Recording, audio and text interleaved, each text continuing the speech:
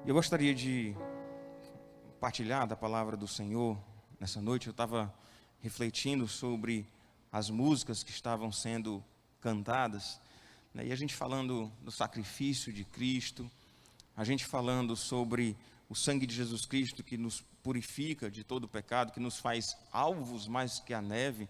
Inclusive foi uma ideia muito boa do Fernandinho de colocar esse trecho do hino no meio do cântico, ficou algo bem bonito, mas para nos lembrar dessa realidade profunda espiritual, de que nós fomos libertados do pecado em Cristo Jesus.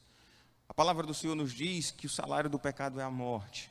A palavra do Senhor nos diz que nós éramos aqueles que são servos do Senhor, que nós éramos escravos do pecado, que nós não tínhamos outro caminho, outra forma de agir senão desagradar o Senhor.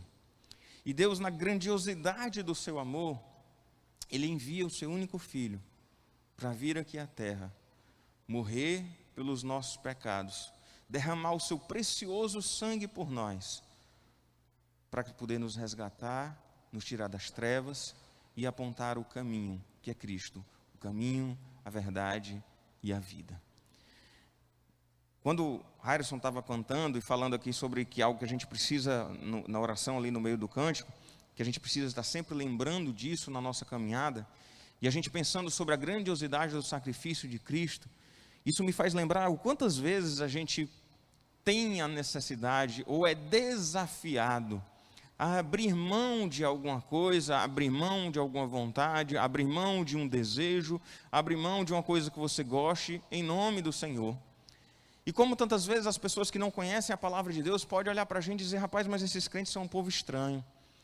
Esse pessoal deixa de ter uma vida boa, né, na concepção de quem fala assim, né, para ter uma vida ali tantas vezes bitolada, né, tantas vezes ali limitada.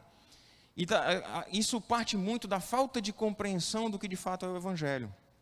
Já partilhei aqui uma vez de um colega meu de escola, que a primeira pergunta que ele fez para mim, eu acho que só tinha eu de crente na minha sala, na escola.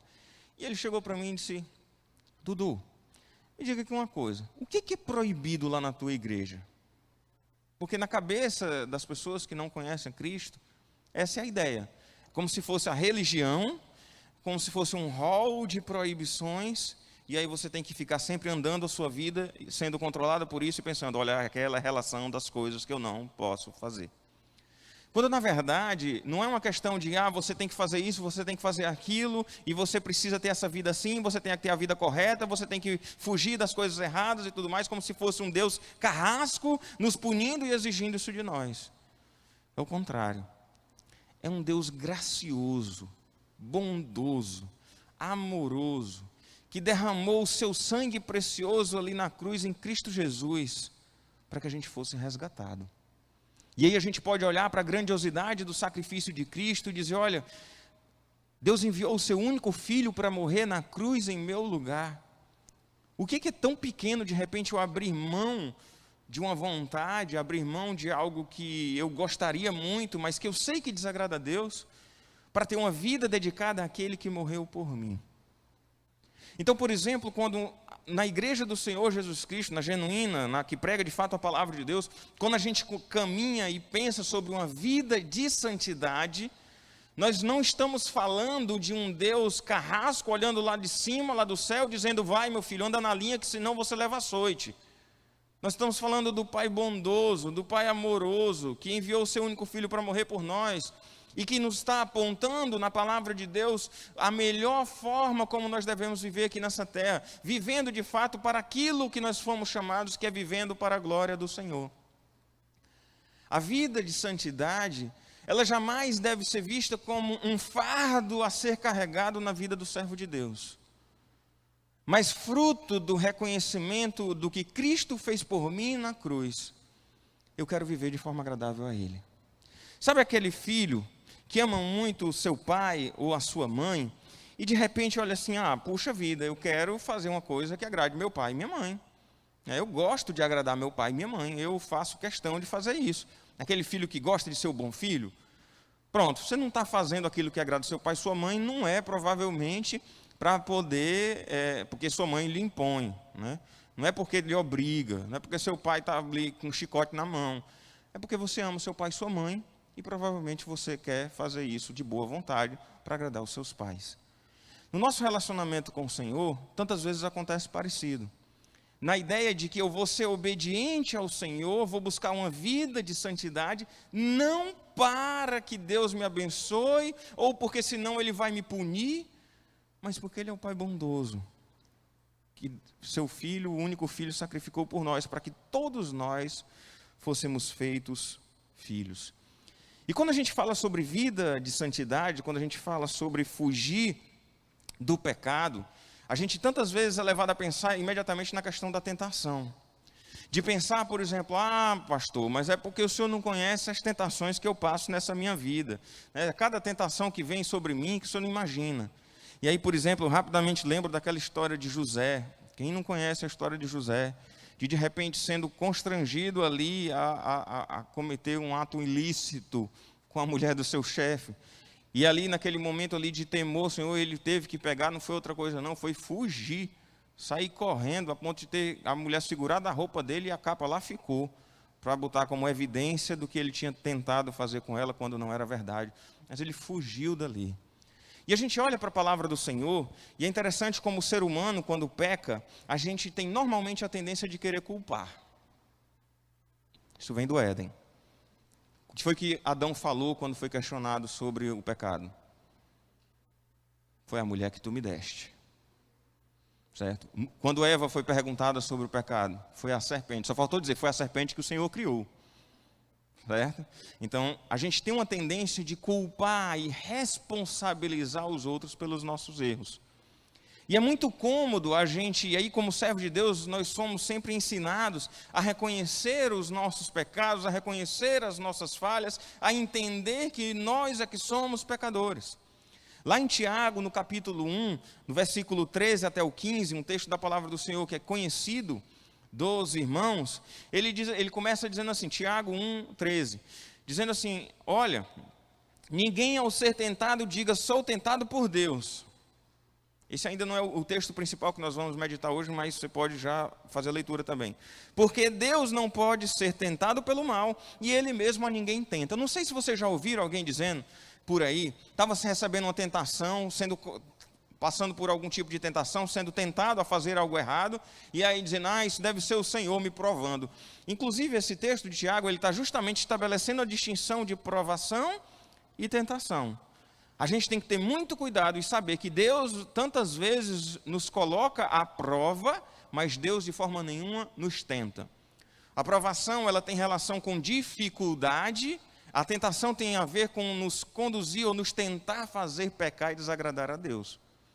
Deus, na seu infinito amor, Ele jamais vai permitir que não vai mais, Ele vai promover que a gente seja tentado. Inclusive Ele fala, olha, lá do alto do Pai das Luzes só desce, toda boa dádiva, todo bom perfeito vem do Pai das Luzes. Então, Deus pode sim provar os seus filhos, até para que a gente possa crescer, mas Ele jamais nos tenta. E Ele vai dizer algo muito precioso no versículo 14, porque a gente tem uma tendência natural de muitas vezes colocar a culpa nos outros. Ele diz, ao contrário, cada um é tentado pela sua própria cobiça, quando esta o atrai e seduz. Então, a cobiça, depois de haver concebido, dá luz ao pecado, e o pecado, uma vez consumado, gera a morte. Em outras palavras, o que o texto está dizendo é que as tentações que nós temos, elas são fruto dos nossos próprios desejos. Por exemplo, é comum, de repente, alguém, eu não sei se vocês já acompanharam uma situação como essa, de um casal, por exemplo, que um dos dois está lá em adultério, e aí o cara vai chegar, você vai conversar e vai dizer, mas também minha mulher não está me dando atenção, porque meu marido também não olha para mim. E aí é muito cômodo você colocar a culpa no outro. É muito cômodo colocar a culpa, mas porque também foi uma cilada. E aí em determinados meios religiosos é danado para querer colocar a culpa no diabo. Porque foi o diabo é sujo, o diabo foi lá e me tentou e tudo mais. Nós somos tentados pelas nossas próprias cobiças e desejos. Nós somos tentados por aquilo que nos provoca, por aquilo que nos atrai. E aí a gente deve entender que a tentação é uma tentativa de nos derrubar, de nos fazer pecar, de tentar desagradar ao Senhor. que vai tentar então nos levar a fazer algo errado. E é muito cômodo colocar a culpa nos outros quando a gente é tentado, quando a gente peca. E a grande verdade do texto é que a gente é tentado sim, é pelos nossos próprios desejos e não por outra coisa. O que nos tenta são os nossos desejos, e a maior prova disso é que existem coisas que tentam determinadas pessoas e tem outras que não são tentadas por isso. Por exemplo, tem gente que tem sede de poder, que gosta de ter poder, que é tentado a agir de forma errada para conseguir questões na área de ter poder, de dominar outras pessoas.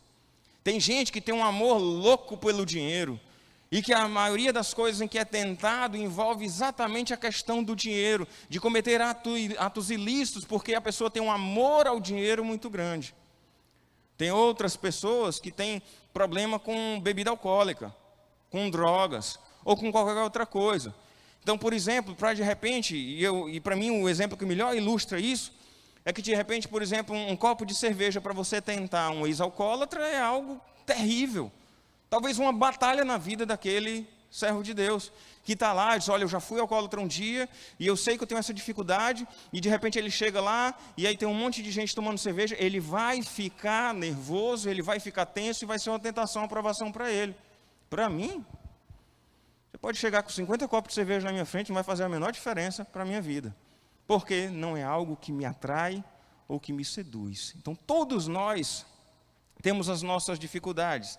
E aí a gente tem sempre que ter em mente que o problema, na maioria das vezes, não está apenas nas circunstâncias, mas o problema está principalmente naquilo que nos atrai, está principalmente naquilo que está em nosso coração, ou o que tem ocupado o nosso pensamento. É aquela questão da batalha do espírito contra a carne, e às vezes o pessoal fala tanto por aí de batalha espiritual, no sentido de anjos e demônios, e a gente se esquece que a grande batalha espiritual acontece dentro da vida da gente, a nossa carne brigando contra o nosso espírito, como diz o apóstolo Paulo, para que a gente não faça aquilo que seja do nosso querer, o Espírito Santo de Deus nos apontando o caminho correto, nos apontando como a gente deve agir, e a carne da gente, o velho homem, a nossa natureza humana, pecadora, querendo nos conduzir a agir de forma equivocada.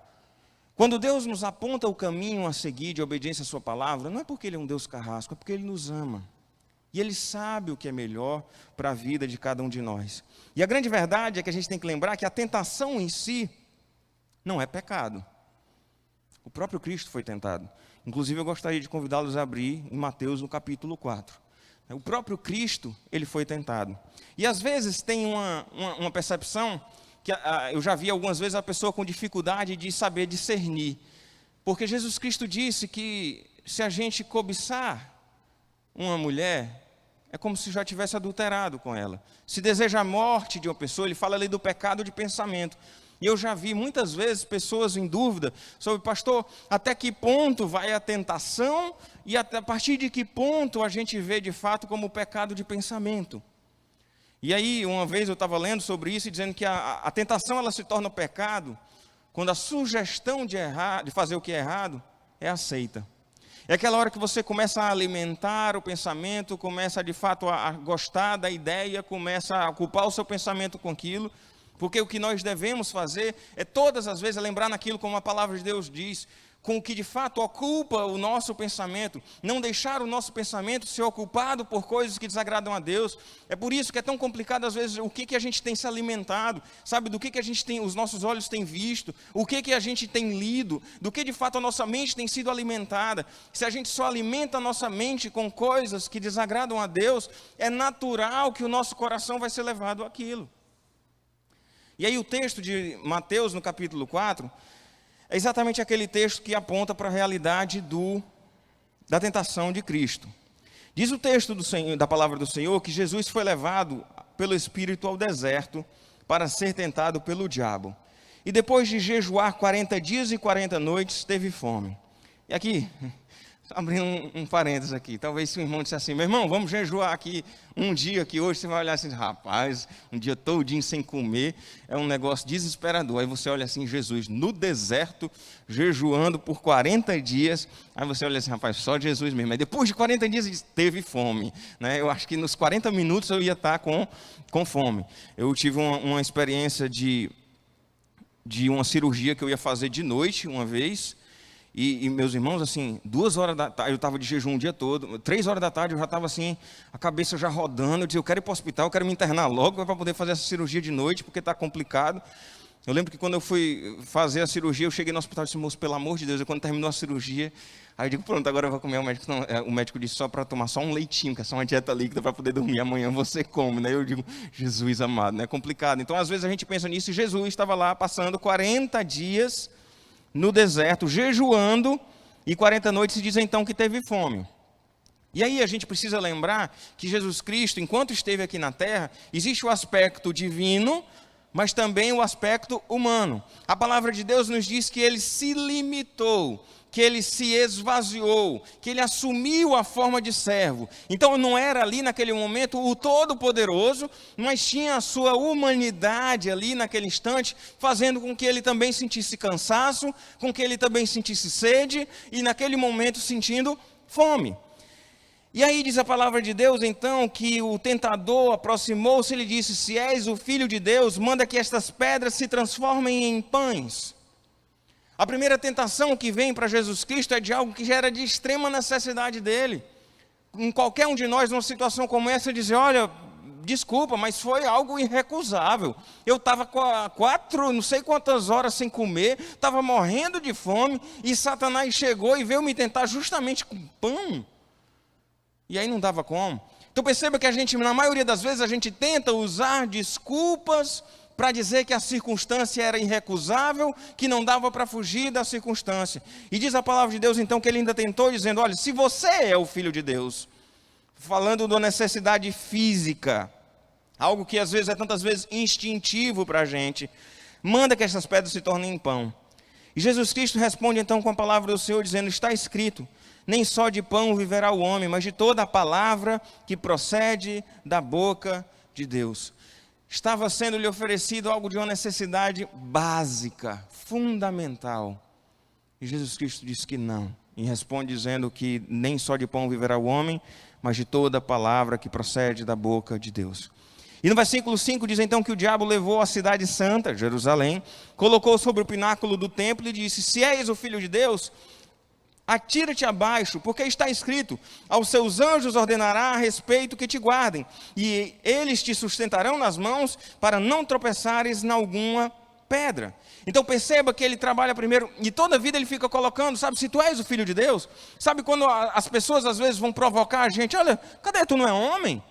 Se você é homem mesmo, você não vai agir dessa forma, sabe? Cadê? Tu não é crente? Se você é crente, sabe? Quando é o tipo de afirmação que às vezes vai provocar o íntimo do nosso coração, para a gente querer rebater de igual para igual, e mostrar que de fato quem a gente é. E Jesus Cristo naquela hora, ele não tinha necessidade alguma de afirmar que de fato ali ele era o Filho de Deus. E ele foi tentado, e Satanás aqui foi astucioso a ponto de tentar a Cristo, citando fora de contexto textos da palavra de Deus. É por isso que a gente tem que ter muito cuidado com leitura de versículo solto. Antigamente, eu acho que não existe mais isso não. Antigamente tinha umas caixinhas de promessa.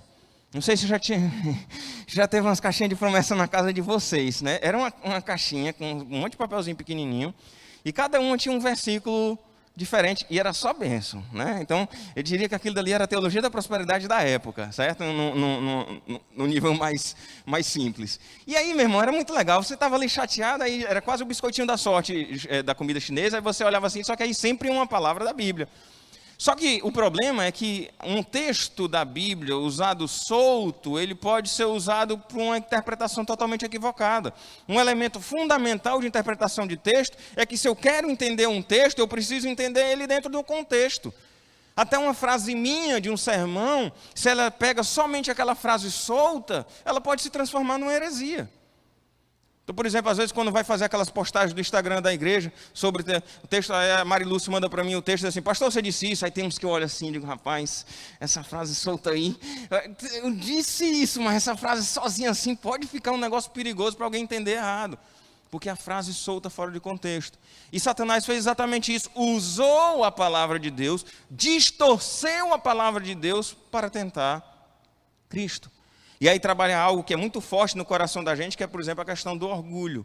Então, necessidade física, o orgulho. E aí Jesus Cristo responde: também está escrito, não tentarás o Senhor teu Deus. Então ele disse: olha, se a palavra de Deus está dizendo que aos teus anjos dar ordem, então vai lá, se joga e eles vão te obedecer, e vão fazer aquilo, e vão te proteger, sustentarão nas asas das mãos. Então pode se jogar daqui para baixo. E aí Jesus Cristo vai responder na própria palavra, respondendo e mostrando que de fato que a gente não pode viver dessa forma, que a gente não pode simplesmente achar que é assim, que a gente não vai tentar ao Senhor nosso Deus. Ah, porque o Senhor é quem te guarda, então já que o Senhor me guarda, eu não vou ter cuidado com o negócio de assalto, nem com tudo mais, vou entrar lá no meio do local mais perigoso que existia aqui de São Luís, vou entrar lá 2 horas da manhã com um relógio, com o celular na mão e falando no telefone porque os anjos do Senhor acampam ao meu redor. Não é assim, gente. A Bíblia fala para a gente não tentar o Senhor nosso Deus. Então, textos soltos, fora de contexto, distorcendo para fazer Jesus Cristo pecar. Levou ainda o diabo, versículo 8, a um monte muito alto, mostrou-lhe todos os reinos do mundo e a glória deles. Ele disse: tudo isso te darei se prostrado me adorares. Então Jesus Cristo ordenou: retira-te, Satanás, porque está escrito: ao Senhor teu Deus adorarás e só a ele darás culto. Com isso deixou o diabo, e eis que vieram os anjos e o serviram. E aí a última tentação vem trabalhar exatamente com a ideia do poder. De tudo isso te darei. E aí Jesus Cristo responde também dizendo que só ao Senhor adoraria, que só a Ele prestaria culto. Percebam, meus irmãos, que um elemento que acontece nos 2 últimos é que Jesus Cristo sempre responde na palavra. Às vezes a gente está vivendo uma vida desagradável a Deus, uma vida de pecado. E às vezes a gente fica dizendo: olha, mas Jesus Cristo morreu pelos meus pecados. A Bíblia fala que o mundo jaz no maligno, que se eu sou do Senhor, eu não posso viver nessa vida. Eu reconheço que Cristo morreu, e às vezes a gente acaba se escravizando, se tornando escravo de alguns pecados. E às vezes a gente fica esperando que Deus faça num passe de mágica para que aqueles pecados parem de nos atazanar, em outras palavras.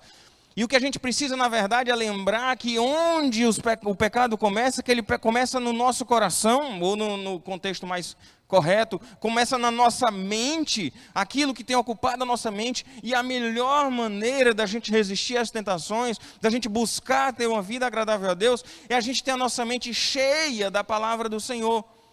Porque a palavra do Senhor é lâmpada para os meus pés e luz para o meu caminho. É de fato entender que a palavra de Deus é que vai me solidificar, que vai me dar força, que vai dar-me entendimento tanto para compreender os desígnios do Senhor, como para fugir do mal. A força que vem na palavra do Senhor. A gente precisa compreender que a Bíblia, inclusive, ela nos encoraja a vencer as tentações. Mas não é na nossa força. Eu não tenho que humanamente, ficar lá brigando com a tentação. Primeiro que a gente tem que fugir das tentações, certo? Fazer igual às vezes José. Mas lembrar, como diz lá em 1 Coríntios 10:13, que não vos sobreveio tentação senão humana. Deus é fiel e não permitirá que sejais tentado além das vossas forças. Pelo contrário, juntamente com a tentação vos proverá livramento, de sorte que possais suportar. Nenhuma tentação, individualmente falando, é insuportável para um crente em Jesus Cristo. Nós não somos mais escravos do pecado. A gente pode resistir ao diabo e ele fugir da gente, e a gente pode vencer as tentações, não na nossa própria força. É por isso que lá em Hebreus fala que naquilo que ele mesmo sofreu tem sido tentado, é poderoso para socorrer aos que são tentados. O Senhor Jesus Cristo nos dá força para vencer as tentações. Ele mesmo foi tentado, ele passou por tentações e ele nos aponta o caminho para resistir às tentações. O problema é que tantas vezes quando a gente está nessa busca da vida de santidade, entendendo o sacrifício de Cristo, entendendo que eu devo buscar uma vida agradável a Deus, a gente fica olhando para a circunstância e dizendo: ah, Senhor, mas essa aqui não dava para resistir. Jesus estava 40 dias sem comer e foi-lhe oferecido ali a ideia de transformar a pedra em pão para ceder ao desejo físico dele. Então, às vezes a gente passa por situações ali, de repente, como José, lembrar: olha, dá para fugir. Dá para resistir. A Bíblia fala que não vem tentação que não seja humana, que não possa suportar. Deus, Jesus Cristo, está junto a nós, nos auxiliando, nos dando força para nos socorrer quando nós somos tentados. E aí a ideia é que a gente possa, nessa luta da batalha da carne contra o Espírito, que nós possamos estar cada vez mais cheios do Espírito Santo de Deus, para que Ele nos fortaleça para enfrentar as batalhas. Esse mesmo Espírito Santo que nos fortalece para enfrentar as tentações, é o mesmo Espírito Santo que nos dá uma paz que excede todo entendimento quando nós estamos enfrentando as batalhas. É o mesmo Espírito Santo que nos selou no ato da nossa conversão, que nós temos a certeza do nosso resgate lá no final, que nós temos a certeza de que nós vamos viver a eternidade com Ele. E é esse mesmo Espírito Santo que habita em nós, que nos fortalece e nos dá força e a possibilidade de vencer os pecados. E a gente não pode ser parado com relação a isso e achar que, não, é isso mesmo. Então, passei 3 dias sem pecar, porque passou 3 dias sem ser tentado, e aí quando é tentado tem que pecar.